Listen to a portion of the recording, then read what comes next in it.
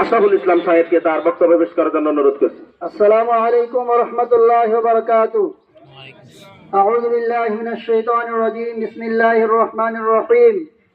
মুহাম্মাদুর রাসূলুল্লাহ ওয়াল্লাযীনা মাআহু আশিদ্দাউ আলাল কুফার।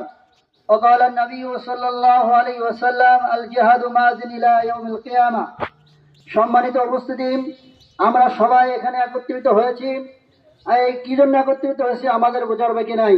এখন আমাদের যা সিদ্ধান্ত নিতে হবে এই বাংলার জমিনে যারা ইসলামকে কলঙ্কিত করার জন্য এবং দেশের মধ্যে অস্থিতিশীল একটি অবস্থা তৈরি করার জন্য যারা কাজ করে যাচ্ছে, এদেরকে আমরা বলতে চাই, তোমরা সতর্ক হয়ে যাও, অন্যথায় দেশ ছেড়ে চলে যাও। কারণ ইসকন নামক যে সংস্থাটা বর্তমানে কাজ করছে, এই সংস্থাদের উদ্দেশ্য ছিল গোটা বিশ্ব থেকে মুসলিম জাতিকে উৎখাত করো।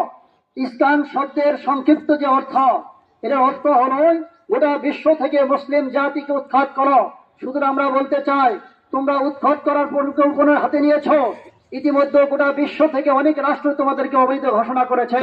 সুতরাং বাংলাদেশের দায়িত্বশীল যারা রয়েছেন তাদেরকে বলতে চাই, অতি বিলম্বে তাদেরকে আপনার নিষিদ্ধ সংগঠন ঘোষণা করা হোক এবং বাংলার জমিন থেকে তাদেরকে উৎখাত করা হোক।